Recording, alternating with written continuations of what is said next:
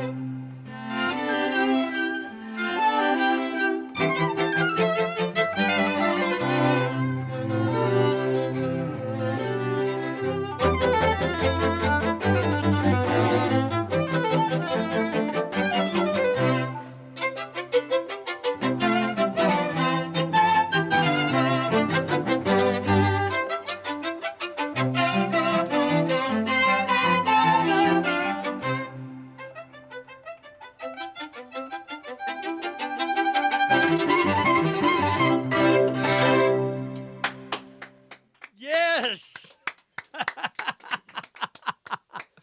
All right. Good evening, Waybackers. I promised tonight that I wouldn't scream and yell. I might hold that for the encore. I'm Adam. These are the Wayback Sessions. Thank you for joining us this evening. A couple of housekeeping things before we get to the main event, which is the Story Quartet. Want to make sure that everybody does know that there is that donation link in the descriptions. If you are so inclined to support live music, support these professional musicians, and support this project, you can find that link. However, all we ask is please subscribe to the channel, like the video, and share it with your friends. So, yeah. That's simple. Oh, yes, of course, Studio B. Who can forget Studio B? Please join in the chat, join in the conversation. If you have any questions for the project or the musicians this evening, please pipe in and let us know. We will be monitoring all evening. And with that, welcome, Story Quartet. Good evening. Hey, nice to be here. Yeah, thank you very much. You know what? Grab that mic, Steven, I think. That would be a good starting point. Good evening. Yes. Great to be back. Yeah, no, Yeah, so thanks nice for to having me. have you Thank on you. the show. You are no stranger. You have not only performed, but you've even guest hosted Yeah, once. that was really fun. It was Yeah. a good time. And you're going to do it again in the fall. Oh, good. I think. We haven't talked about that. Oh, but that's all right. I'll go with I'm it. I'm gonna hit you up and do that. So, Yeah. hey, guys, I've got my notes tonight, and we are going to start with the introductions. Waybackers, you have no idea who we have in the studio tonight. On our left, we have Mr. Steven Moeckel, the concertmaster of the Phoenix Symphony. Good Yes. evening. Yeah, good evening. Yes. To his left, my right, we have Maggie. She is the associate concertmaster. Forgive me. These are a lot of, Hi, everyone. Hello. Next to her, we have Christopher, and he is the assistant principal viola. Good evening, everyone. Yeah, that is right. Did I get that right? Yes, great job. Perfect. Yes. And then we have the principal cellist. Yes. Hi, everyone. Melita, Great to be forgive here. me. Thanks. Yes. Oh, Oh, yeah, it's Melita. it is. It is Melita. Yes. So I don't know if anybody else knows, like, exactly in this sphere that we're playing around with, what these titles are exactly. And that means that you guys are just like the best of the best in the symphony, pretty much. Right? Well, that's the idea. Oh, yeah. Well, so our titles mean that we sit near the front by the conductor, and we are in charge of leading our sections Right. and making decisions about various things and working together with the other principals of the other string sections to make it a cohesive group. So do you guys get along? I see you guys were like pretty angry and upset with each other. Steven is a slave driver. Right. That's you can tell that we don't get along at all. at all. No, you don't like playing music or anything. Steven, you were like lunging for the mic, I can tell. Were you? Sorry, way back, because we only have one mic rolling around tonight. No, and so. it's actually, doing concerts like this is really good for us because it it helps us in the orchestra performances then to actually know each other better, how we play, and so we can play, because if you imagine, like, we're sitting pretty close together here, Yeah, but if you if are. you imagine on a stage, we're a lot further apart, so Right. we don't always have we exactly, like, we can't hear exactly what's going on, and so getting to know each other in this kind of setting is really helpful. Yeah. Stephen, since you have that mic, would you be a good one to tell us a little bit about what we just heard? Okay, we heard an early Mozart quartet. So Mozart, of course, being the genius composer, and he wrote these incredible quartets at a very, very young age. He was in Salzburg. They were dedicated to Haydn. He is obviously the most played classical composer, I would venture to say. And those were two movements of this quartet, and we just fell in love with that piece because it was just so friendly, and it just kind of screams classical, right? It's really that's going to be the mood. So that's kind of how we came to that decision. So I want to talk, and anybody here can grab the mic. I want to talk a little bit about etiquette. And I know what you guys think, but I also know what I think. And Waybackers, I've been to the symphony. If you haven't, then you should go and really check out the, rock stars that are killing it at Symphony Hall. But, there's times where you should clap and there's times where you shouldn't clap. And I know you guys you might waver a little bit on that. And there are rules. I'm telling you, right? There are rules about when to clap. Somebody tell me I'm wrong. Well, you're wrong. Oh! Yeah, you're wrong. Well, somewhere over history, orchestral music, it's 300-year tradition, 300-year plus tradition. And somewhere along the way, I think really when Ludwig van Beethoven was probably the composer where everyone started to compare themselves to, other composers did. And so they sort of thought of the pieces as something to worship almost, and certainly put them on a pedestal.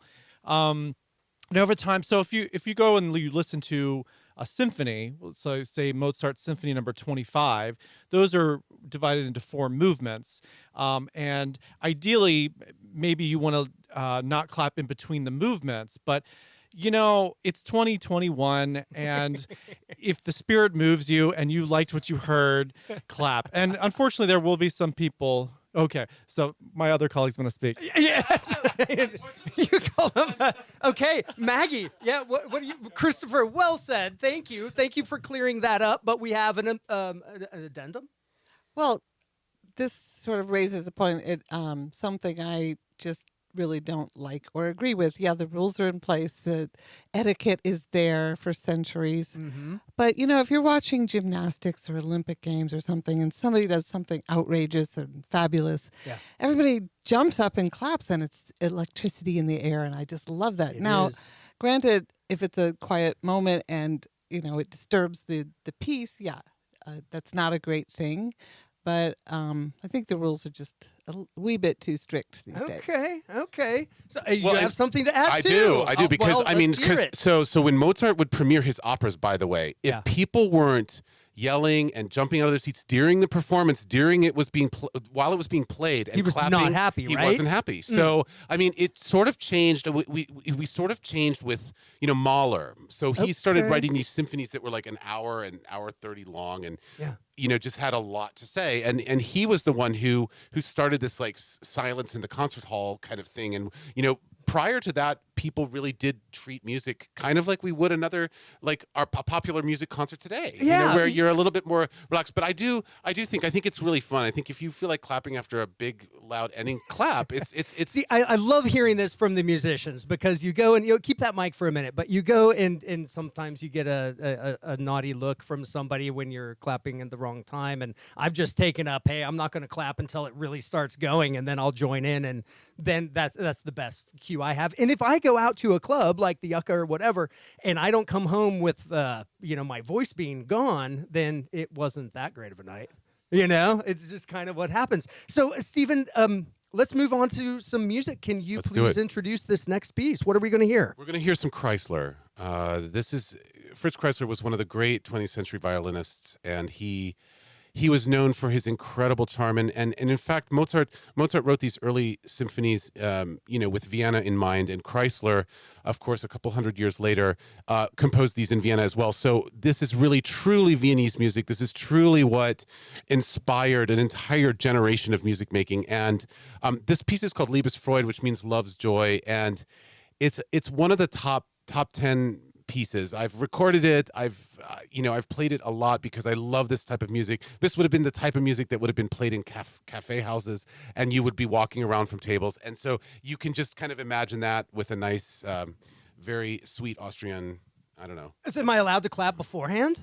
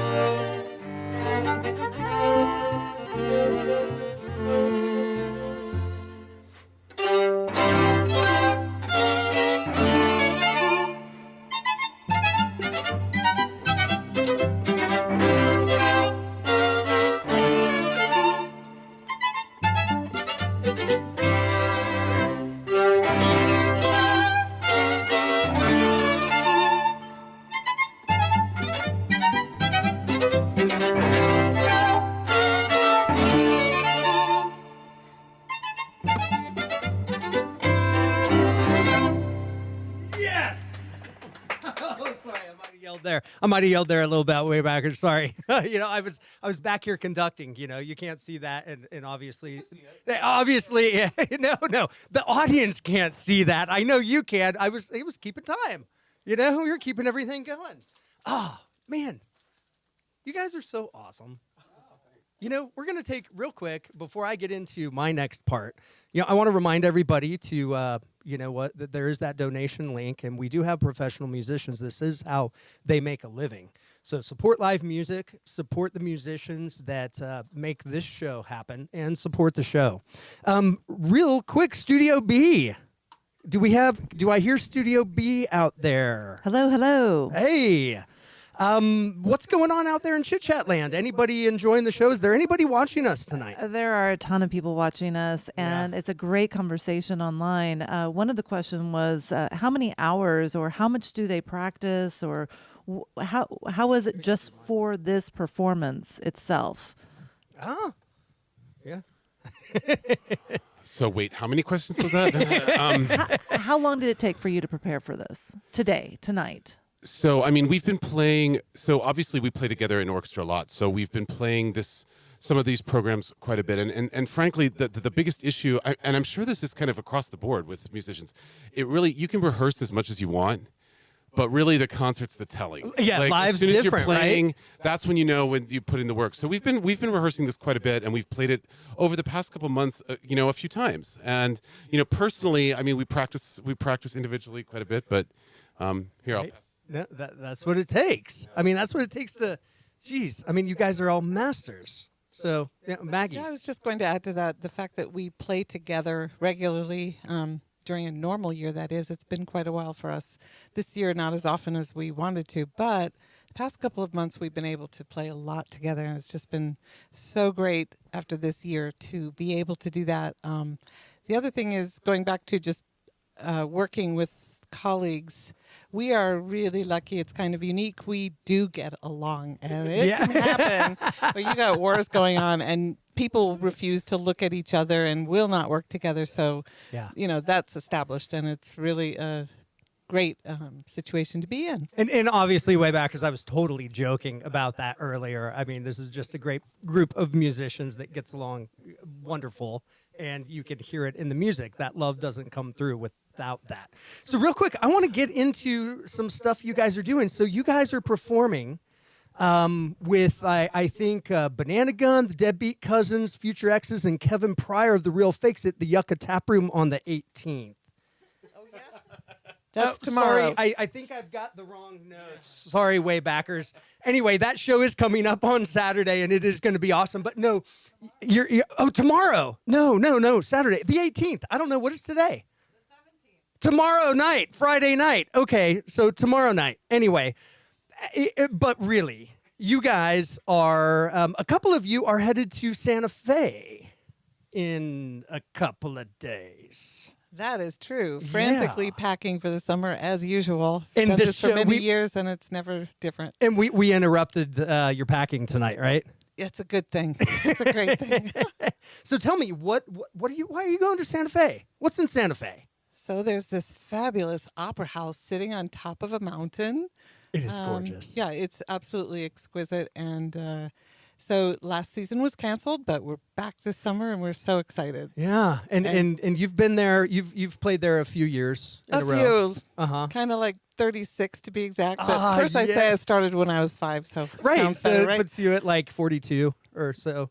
Yeah, something like. But Steven. Yeah. So Steven, the star. He's got. What's he doing at Santa Fe? Well, I'll let him tell you. Okay, Steven, what are you doing in Santa Fe? Well, this season is officially my first season as the new concertmaster of the Santa Fe Opera. So I, a couple years ago, I was auditioned, and it was kind of a bit of a grueling process, honestly, but it was really fun to be there, and I really fell in love with that. I do love opera, and it was just a great opportunity to be tried out for that, and then it worked out. So I'm looking forward to it. This will be officially my first season, and of course, it's really kind of weird because things are going to be so different with all the guidelines and all the kind of stuff, but we'll just make it work. We're playing 4 beautiful operas, and we're just going to make the best out of it and go hiking and mushroom hunting.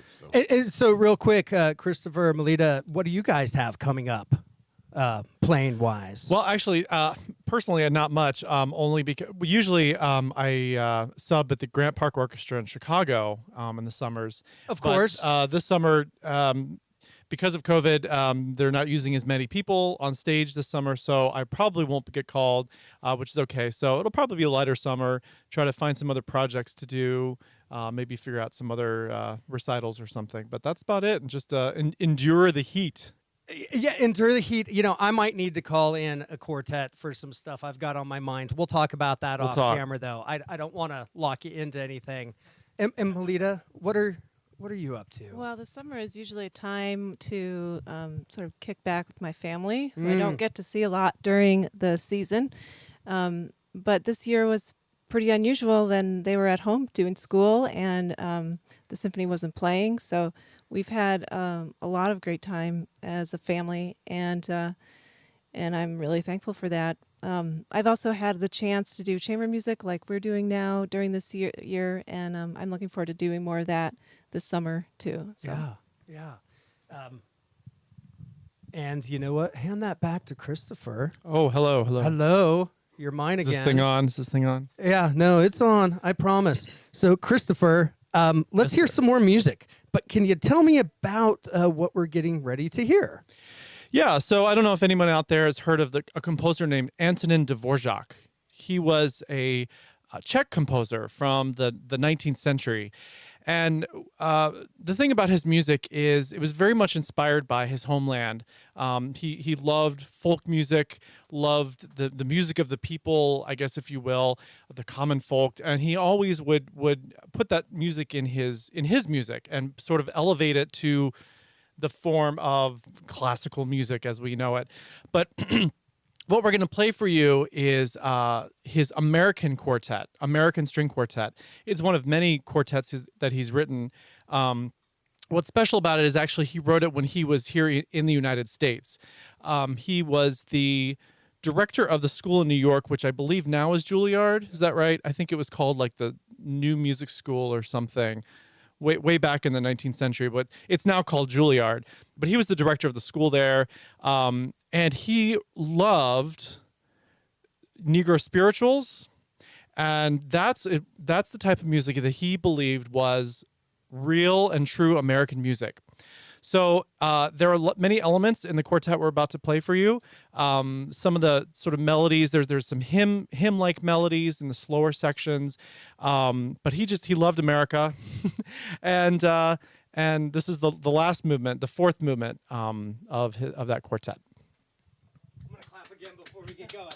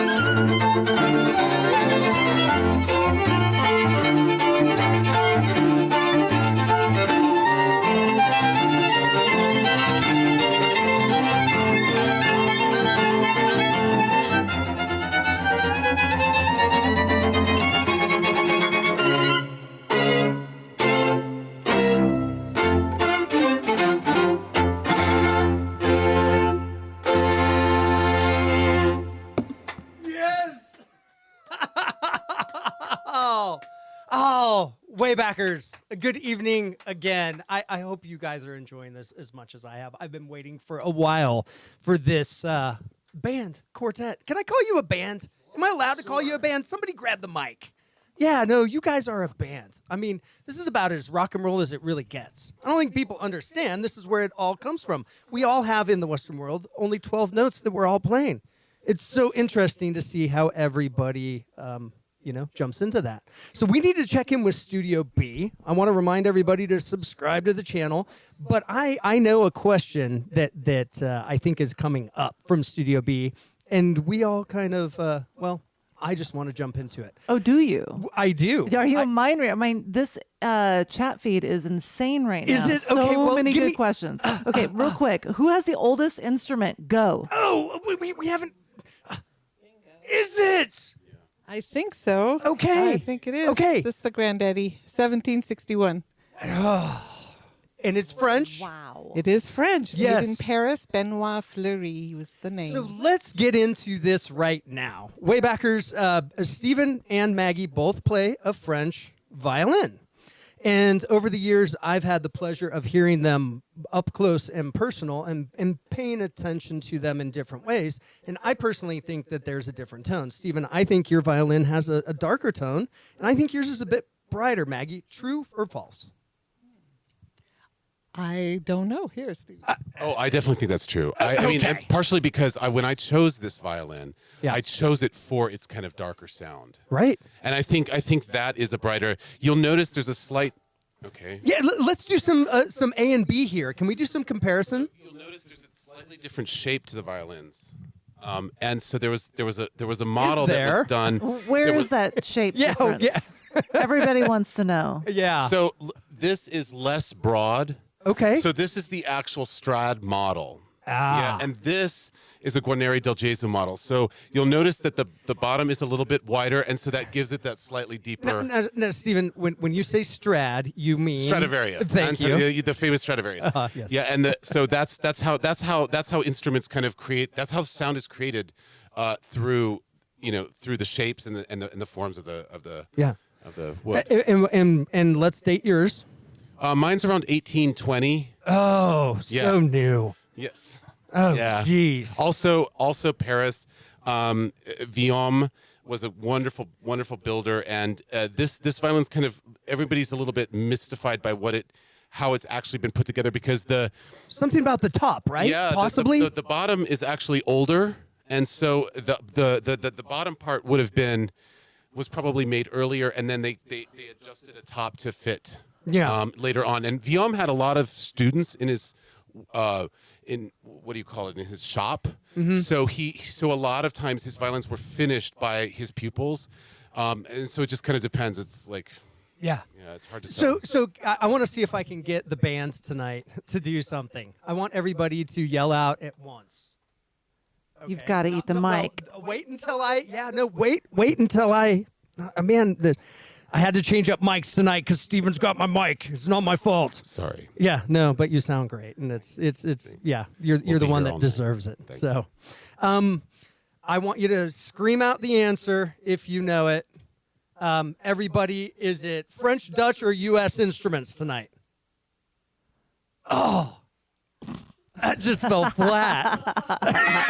Or we've got them all, right? I know, Oh my God, but there's sorry. got to be a favorite. Oh man. Okay, so give the mic to Christopher Okay. real quick.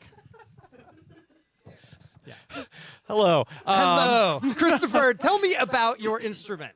Well, my viola is more like a teenager, I guess, compared to these two, or maybe not even that. It was built in 1972 in the United States, but it was a Dutch maker who lived here, I believe, in Rhode Island. His name was Roloff Veertman. And it's actually on the larger size of violas. Maybe you want to put your violin up. So that's sort of the size comparison. Now for violas, my viola they call it a 17-inch viola. So that's from up here to here. It's not from here to here. so a lot of violas, but since it's large, not too many people like playing too large of an instrument. It can be heavy and cumbersome. So a lot of times violas can be maybe 16 inches or 16 and a half. But what does that do to the tone? And why did you choose 17? I chose 17 because, well, my teacher, I grew up on a 17-inch viola when I was in high school, and I loved the feel of it. And I'm getting ready to sneeze, so if I sneeze, I apologize. You just hand the mic to Melita. Yes. Don't sneeze into the mic. Yeah. Yeah, I was playing on actually a modern Italian viola a few years ago. It was built in the 1920s, and so it was a little smaller. But for me, it was sort of a one-trick pony. It had a beautiful sound, but it only did one thing. For me, this viola has also a darker sound, kind of like Steven's violin, and I really love the darker color. But yeah, violas are actually supposed to be about 21 inches. I think I was. Yeah. That sounds massive. Yeah, so I was doing reading when I was studying in school years ago. The violin and the cello are actually acoustically perfect for what the range is. But the viola and the double bass, the really large stringed instruments, they're actually supposed to be much larger than they actually are.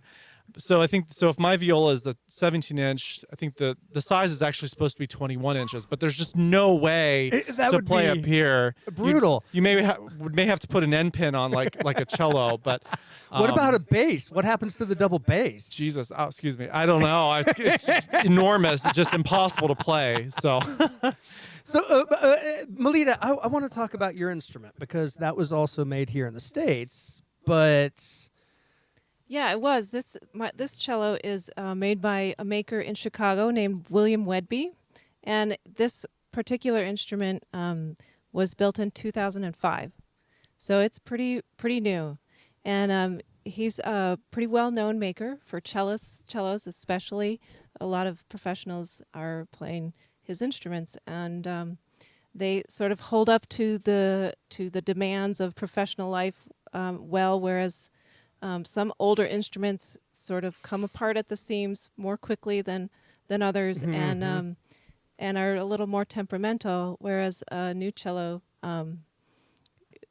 doesn't always have those problems. But this new cello is modeled after, of course, the older instruments. Yeah. And what I really love about this cello is how it was distressed and how the patina of it was made. It's each instrument is like a work of art, in addition to being, of course, an instrument. So I love the top of this instrument where you can see he sort of beat it with tools to give it that aged look. Now, have you seen it? Have you seen it change while you've been playing it? Sure. You've been playing it for a while. I mean, it's new, but it's. Yeah, it sort of opens up as it gets older. Yeah. Keep that mic for a second. I want to change subjects a little bit. And I know that there are people in the audience interested, and I'm certainly interested in this. But I want to know, you guys are probably going to say classical on some level, but other than classical music, is there something that you listen to that would surprise me, or something outside the classical realm that inspires you and that you enjoy listening to? Yeah, I listen to all kinds of different types of music. There's great music in every genre. I mean, you enjoy jazz. That's right. Yeah. Yeah. Something that might surprise you is I really like listening to New Orleans brass band music, which is like Dirty Dozen brass band, or Rebirth, or there's no better music to party to than that music. That is true. Now, have you ever seen any famous jazz musicians? Sure. In fact, at the Nash just a couple of years ago, I saw Joey DeFrancesco play. He had started his new album and was starting out on tour, and he came here. For real, the Nash is right down the street from where we're at right now. Yeah. Wow. It was unbelievable. Yeah. Wow. Okay, well, let's walk the mic back around the room because Christopher. Yeah. What kind of radio stations do you listen to, man? Yeah. So my partner is Polish, from Poland, and we listen to a Polish radio station just about almost every day, and they play really eclectic music because at that time of day it's actually night, in the middle of the night, so they kind of play whatever. Often it can be jazz, but I don't know how many people in the audience are familiar with the Red Widows. Like, it's this like kind of death metal band, and they came out with an album in 2019, I think, and it was playing. I thought, this is pretty cool. Wow. But then I have recently fallen in love with Juana Molina. I think she's Argentinian. Okay. And she's kind of techno folk. Really just awesome, really awesome music. So I really like anything that interests me and it sounds different. So than we've others. got everything in jazz. We've got techno, folk, and Norwegian death metal, maybe? I'm not. No, they're American. American. Red Oh, Widows, okay, yeah. but they're coming out of the Polish radio station. I'm getting confused. What- It's not my fault. What was that second girl that I'm going to put it in the notes? Okay, people Yeah. are asking. Juana Molina. Juana Molina. Yeah, she's. I think the album I'm fallen in love with, I think, was from 2018. Okay. I can't remember the title. No, see, I think, folks, we are inspiring people out there. I think that's what's happening. I can't tell. Maybe we should check in with Studio B again. Studio B, what's going on out there? How's this? Are people digging this? Oh, people are digging it. And Okay. They also want to know about the bows because Oh, the bows okay. can't be Well, overlooked let me from let the me finish instruments. this up, and Yeah, then yeah, we'll yeah. get back to the bows because the bows are a crazy story.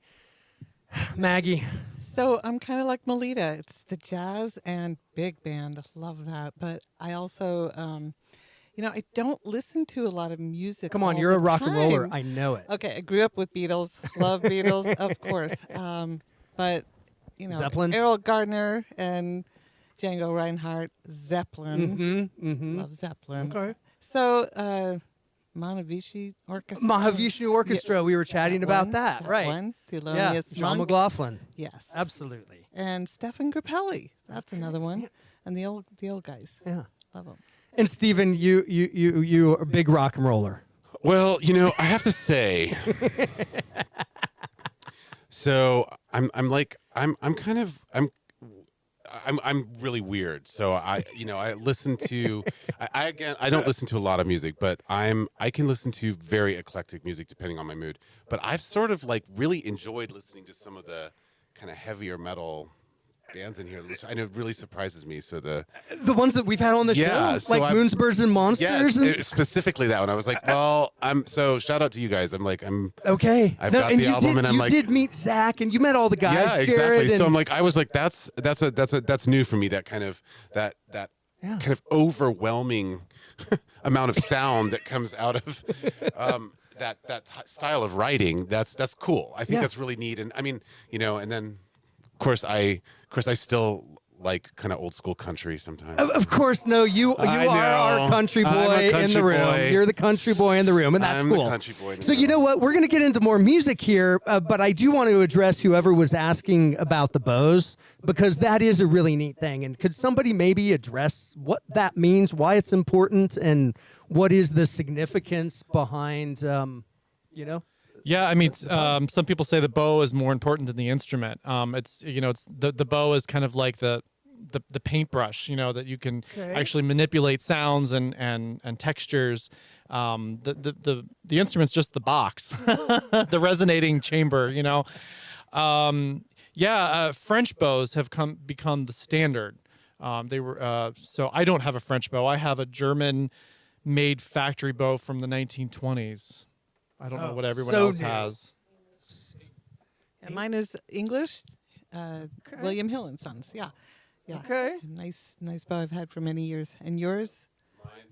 Mine is this is a very sorry, no, this is the mic, not here. Hang on. So yeah, this is a very special bow because it was my mother's, and she gave it to me. It's a French bow from the early 1800s. So it's an incredible work of art, and it's just as finicky. I mean, you these really great bows, if you don't play them properly, they don't work. They won't play for you. You have to be so in the moment with the bow, and I love it because it creates an incredible amount of sound. And I remember I tell people this too. Most people think, oh, I'm not going to hear a difference, and I'm like, you will, and I will guarantee you will. It's astounding how it changes, especially when you're dealing with acoustic instruments, because I mean that's how we project our sound. There's very rarely do we play with mics, so we have to fill a 2,600 what. I wanted to say it's kind of like a Lamborghini. You know, if you have a really excellent bow, it can be too good for you, and you have to learn how to bring it to the potential. And driving a car like that would be a little more difficult unless you know something about analogy. Okay. So, more music.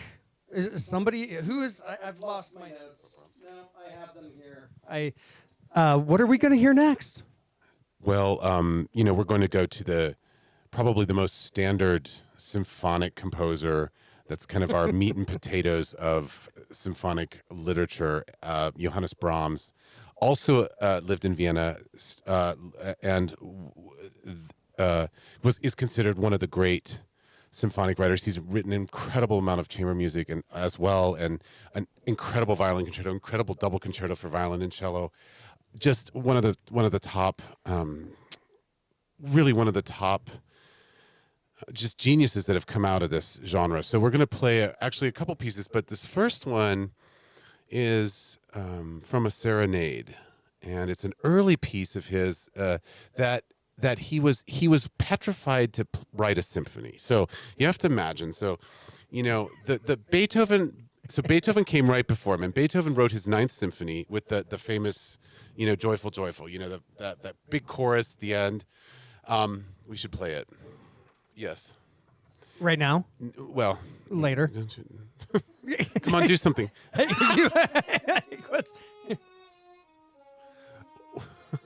That one. Okay. So he wrote that, and so Brahms came right after him and was super intimidated. I was like, what key is that? I was like, we're gonna play in D flat major now. I was like, oh God.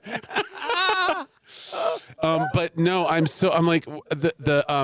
so Brahms was super intimidated to write a symphony, so he wrote this gigantic serenade, which was like 10 movements, and it put him on the map. And this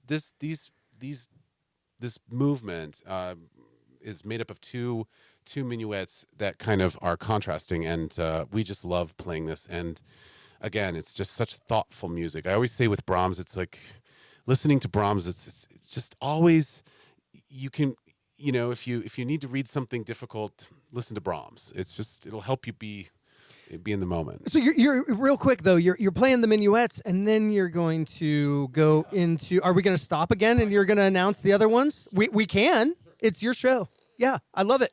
All right, Waybackers, here we go.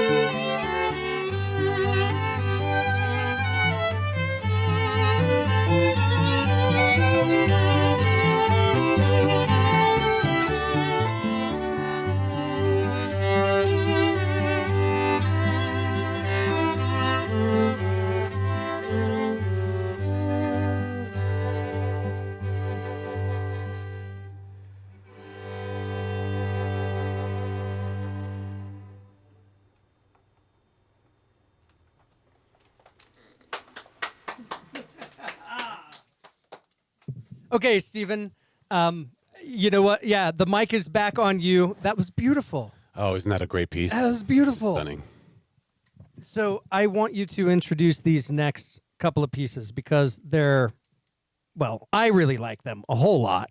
And there's an arrangement that you guys are doing tonight that's Yes. kind of special. Very much so. In fact, I want to bravo. Yes. Let's do this shout out now. Here, you want to do this? Yeah, I would love to.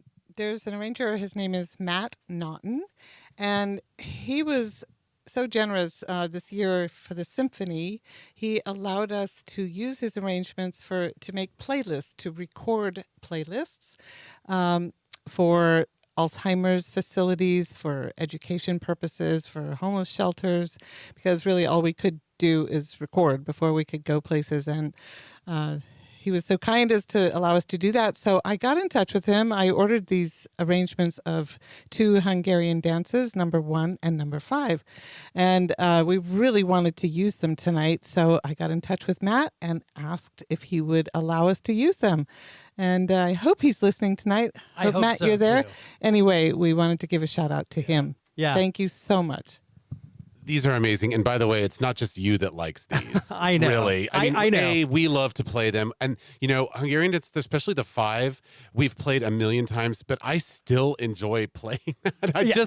And there's something to be said when you can continue to play something I agree, over and yes. over and over Yeah. and enjoy playing it, then you're onto something. Yeah, and these pieces, I mean, Brahms, you know, became a fascination with Hungary and with a lot of gypsies. So these pieces are about like the gypsies of Hungary and you know, the kind of moodiness that was kind of associated with the traveling gypsies. I mean, I remember when I was living in Germany, we would have gypsy caravans come through the city, and it was always just fun. We'd always go to the encampments and see, because it was just so different. And so it was this kind of love-hate relationship because, you know, in Germany, there was such a form, you know, it was very formal, and, you know, so they hated the gypsies, but they loved their freedom, right? And their they music. could be free, and their music and their dance and their ability to express themselves so whimsically and just constantly changing. And so there was a huge fascination with Hungarian dances. And Brahms originally wrote these for piano, for 4 hands, and then later in life arranged some of them himself for big orchestra. But actually, Dvorak, who was his protege, arranged a lot of these dances for orchestra as well. But these quartet arrangements are phenomenal, and I'm so grateful that, you know, Matt wrote these and we get to play them tonight. So thanks again. Shout out from me, and I hope you like it. Right.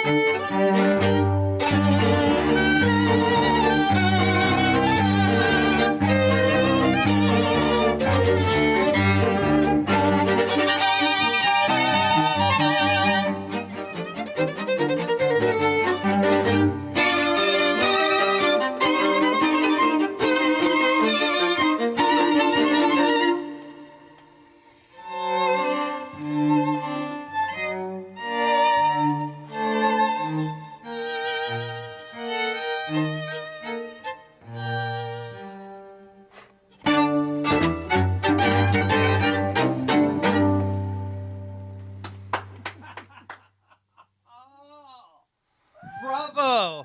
Bravo. Is that what we say? Is that what we say? Bravo. You know how much I love those. Yeah.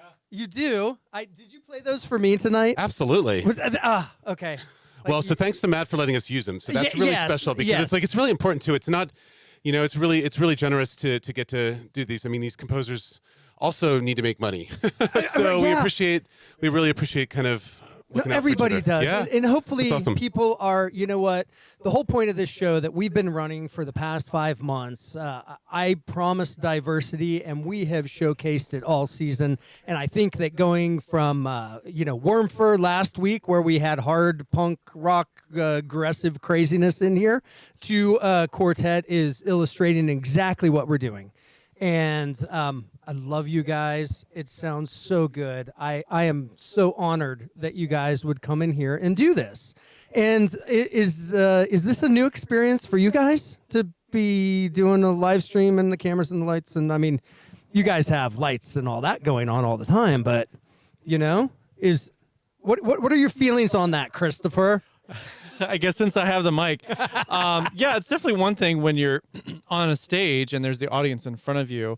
It's something else when the audience is sort of on the other side of the camera. So there's something. It feels like there's missing, but we feel your energy out there. So thank you for Awesome. watching. And, That's what we like to hear. So let's go into a couple of housekeeping things real quick. I want to talk about what's happening for the rest of the season. Waybackers and Studio B, maybe you can pull this up a little bit. We have next Thursday, we have Fire by Night. And really excited to see that. We're going to contrast things incredibly again next week. The following week, we have Big Finish. So really, really excited to have David Rhodes and the gang in on that one. And then we've got the season finale on July 8th with the Woodworks. And you guys pipe in for that one. With a bit of luck and fingers crossed, we're going to have some special things happening during that show. You never know what they're going to be. But, Steven, do you have that mic again?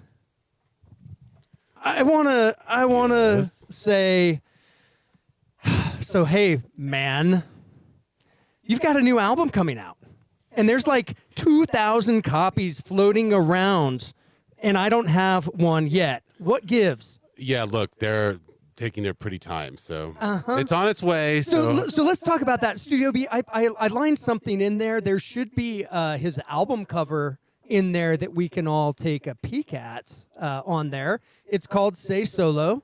It's Steven Moeckel's solo album, and we are all very, very excited to get a copy of that.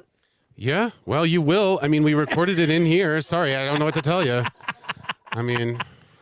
So, you're excited to kind of get that out to the world? I really am. It was such a big project to do it, and I mean, it took a lot of thought and a lot of work and just a lot of anxiety. Yeah. To do it, and this team was just incredible. So it's we recorded it here, and so it's really a COVID reflection of last year, and it's going to be on vinyl. So. Yeah.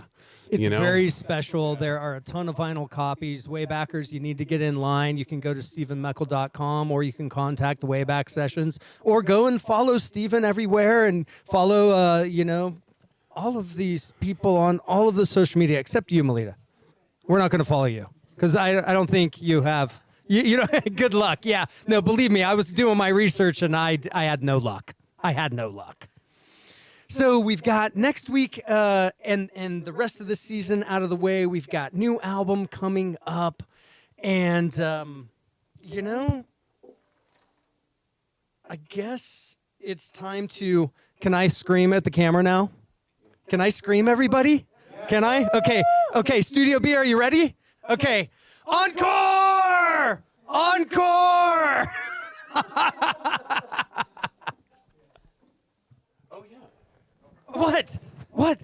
Oh, we're going to introduce this. You know, music is always great when you talk about it a little bit first, just to let the listeners know what to listen for. And this is a little gem of a piece. We thought we would end how we began with classical music. This is by Franz Joseph Haydn, who was really the grandfather of classical music. And the earlier Mozart we started with, I think Steven mentioned that Mozart dedicated those 6 early quartets to Haydn. Now this one is from string quartet. We're playing the last movement. It's a little presto.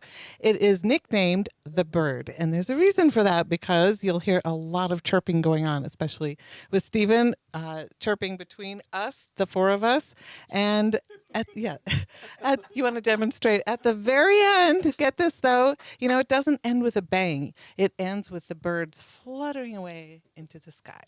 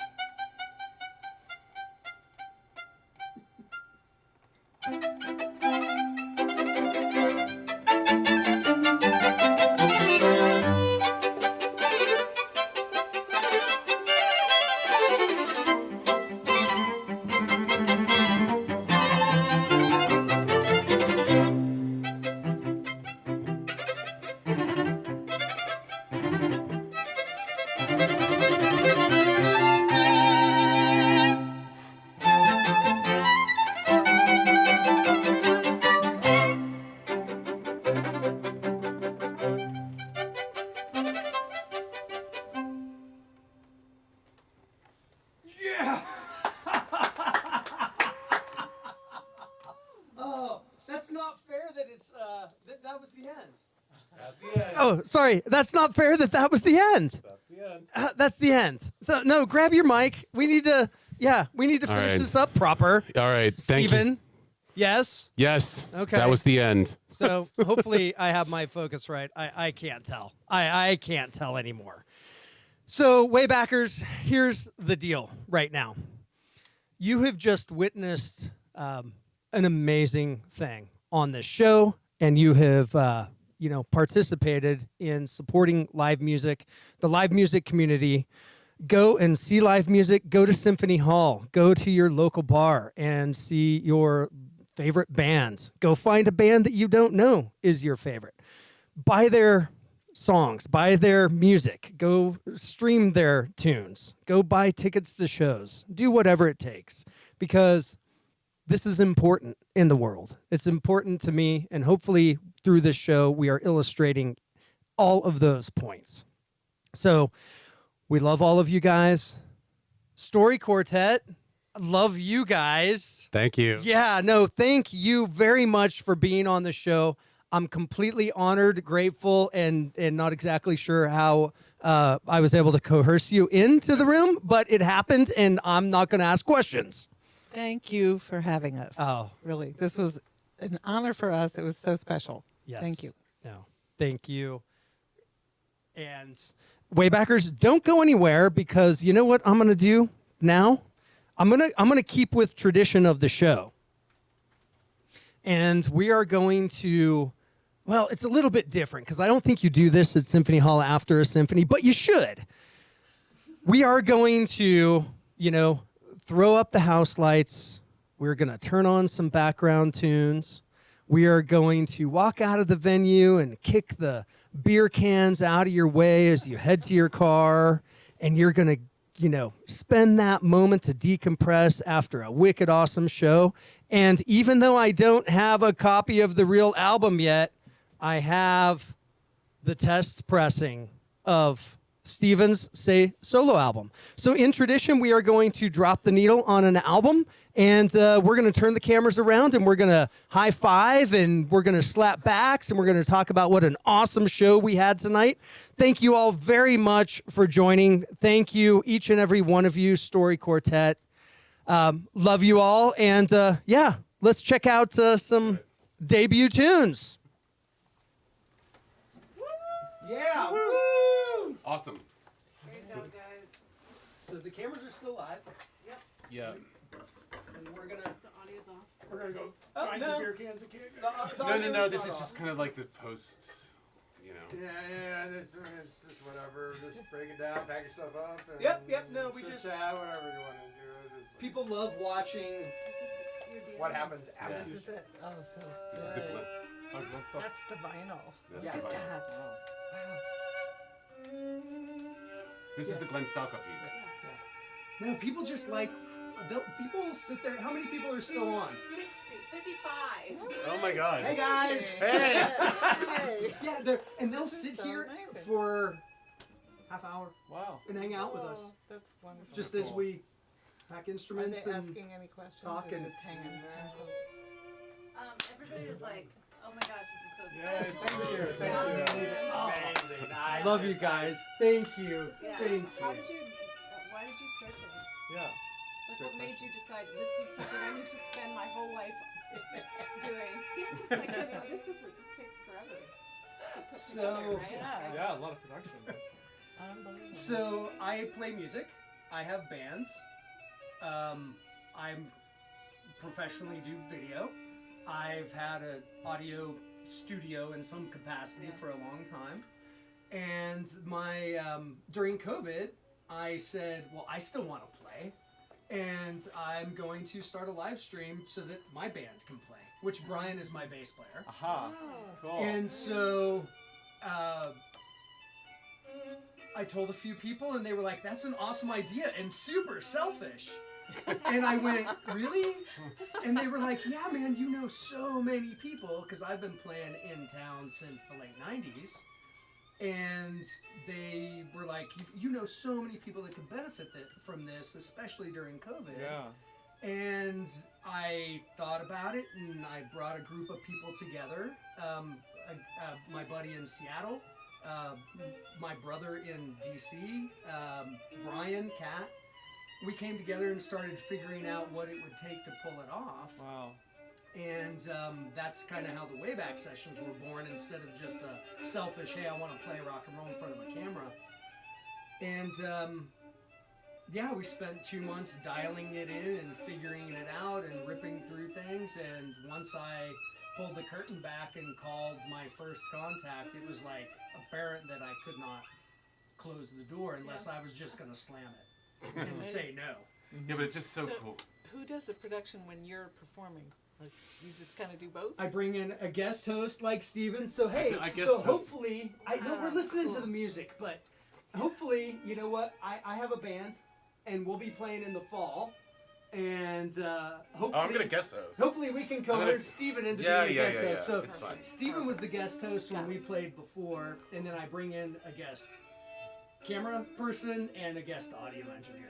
So it's like Cool. It's What's your band's name? the Great and Powerful Og. Great and Powerful Og. Okay. So who's Og? His OG? His name is OGG. OGG. His name is OGG. Ogden Morrow in real life, but in the virtual Oasis, he is the Great and Powerful Og, and he's the ultimate like wizard Of Oz. that. It's from a book. Okay. Yeah. Thank you. Have you read Ready Player One? No, but they turn into a movie. Don't right? see that. Okay, yeah. The movie No, is Christopher. the movie is Don't maybe do it. 5% of the book. Oh. Yeah. What was that? Sorry. Who's the author? Ernest Cline. So then Ready Player 2 just came out last year, and for our anniversary, Cap bought me Ready Player 2, like a signed first edition copy, cool. and then a meeting with him on Zoom. Shut up. Yeah, right? That's Like, really cool. look, Yeah. That's I have awesome. read the book 6 times and listened to the book 200 times. Wow. Wow. I am obsessed. Wow. That's a lot of time. But You don't do- go see the movie. Don't. Well, see it afterwards. If you read the book first. Or don't ever see it at all. Read the book. I think I saw it like someone else was watching it on a plane once, Yep. and I was like, "That looks weird." Yeah, no. But not in a good way. Okay. You know, It's. I love sci-fi. Maybe you should see it before you read it, because you'll watch it and go, oh, yeah, no, what was he talking about? It wasn't a bad movie. And then you'll read the book and go, oh, the movie had nothing to do with Uh it. huh. Yeah.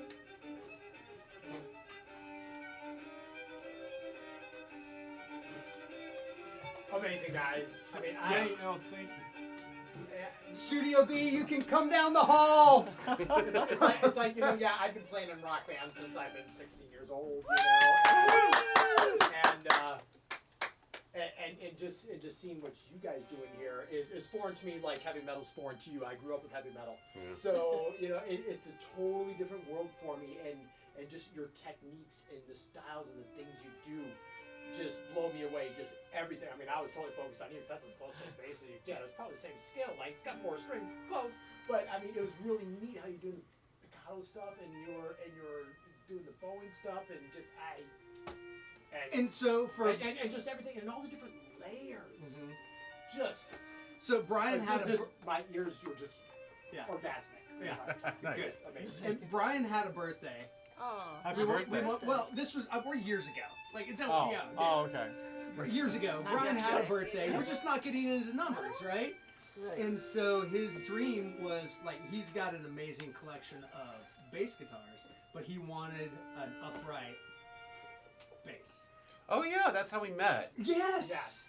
Because you gave Athena, his wife, Yes. the Southwest Strings or the people in Someone's- Tucson or whoever it I was. hooked her up with someone. So they went down and we had a birthday and everybody pitched in and he's got My it. 50th, I got an upright bass and it's so intimidating. That is a hard-hearted It's to play. Really? Are you really? Well, the part that's It's intimidating different. to me, I almost want a cello because a cello is more the scale length that I'm used to, where my fingers are used to playing. Oh, right. And Is you there know, anyone that's probably still about out there, Kat? 34-inch scale length, 42 probably, people. Yeah. something like that. So There's still 42 people It's watching. a bunch of fingers, I don't know. Yeah, it's just I don't know. not to bridge. And an upright bass is 41 inches, so it's much different. So where this was normally 4.5 steps on a bass guitar, now it's like Right. here. Right. And so what trying to, I don't know, it just, This is I need to get around This is to it. very ergonomical. But yes. This thing That's here, pressing. pretty much compared to any other. But yeah, like your whole hand just plays a whole step. That's it. That's all you've got. Your whole Yeah. hand. Yeah. Just couple hands. you have to shift all Yeah. the time. Yeah. I Behind really the want to bass. measure my So viola hard. next to your viola. Yeah, it's right up there. Yeah, It good looks tape. way smaller. Does it? It does. Just get a tape measure and just from the top of the top bout to the yeah. bottom. That's, Yeah. yeah. Or just hold it up to it. Or That's just hard as- hold it up to it. It is a whole. It's is so huge. tiny. Look at that. Wow. Oh wow! So That looks so like a miniature jealous viola, of- honey. I'm so jealous of your big viola. Wait, actually, yours might be like. It's just mine's also wider. Wide. Yeah. Mine's yours is kind of on the Mine's narrow skinny. side. I want a wide viola. Wide and ladylike. wide and long and big I think and yours might be like a 16-inch, maybe. Yeah. okay. Yeah. I wanted a larger viola, but I didn't know there were 17. Yeah, with you, I mean, you're tall, so you could probably Yeah. handle a 17. Mhm. Yeah. I don't mind. Yeah. Let's go ahead and kill this. And it? Oh, there's 35 people. Ah, Still hanging out? Still, well, should we let them? Yeah. You guys still want to hang out? Throw a comment in there if you want to still hang out for a little while, and we'll keep it going. Is that picking up? Are the camera How do mics they picking get it up? the, how do Yeah, they all get these the lights album? alive right Yeah. now. Well, it's gonna Yeah, be it's gonna be on CD, baby. So it's gonna be like there'll be a link from my website, and I'm probably from the Wayback Sessions. Yeah, so. if you want to keep us 'cause- going for a little bit longer, throw in a comment and we will. But otherwise, we're gonna stop. We're gonna the wrap it show. up. And you guys can wrap up whenever you want. I mean, Yeah. we can pack up and yeah, it's just. So we should give you the music back. Should we? Please. Yes. Unless you don't need it for anything. Keep it rolling, Chrome Rhino says. Oh, really? Yeah, Chrome Rhino. Travis, is that you? Chrome Rhino, this great band I saw last weekend. And I liked them, and that's why I went to go see them. And then I saw them live and was like, really, boys? Really? Really, you're gonna do that? Okay. I'm good for it. Yeah, fell in love with them real fast. Yeah, cool little band. So you do that recording here? In here. Wow. This is in here with So with phenomenal. so Right so over he there. recorded it, and Brian mastered it. Yeah. So this And the mixing, you know, I the do mixing. front- So Brian and I have been doing this for about 15, 20 years. I'll do the front end of the recordings. Brian does the back end because his ears are magical. yeah, and you really like He's got captured the violin. something really. But yeah, this was all in. I love recording studios and guest I'll houses. get out of your way. Black area. I don't know where he went. I think he just, I don't know if he left or what happened. We don't need to hear that so loud. Ah, You just cranked it, didn't you? I did. Because it sounds so good. Yeah, and it's beautiful. It's with the vinyl. And when we listened to the first test pressing, and we were just the reason I did vinyl is because I wanted people to just actually sit and listen. Uh-huh. Wow. Yeah, no, that's the 32. Yeah, 32 Yeah, channel so board. next season will be 32 channels. So what kind of reverb do you use? What were we using tonight? It was a room reverb, and we can change the size of the room and the whole scope, but I don't know which reverb we were using tonight. I used the room reverb and I just dialed it Did back you? a little bit. Yeah. Just size the room. Yeah. Yeah.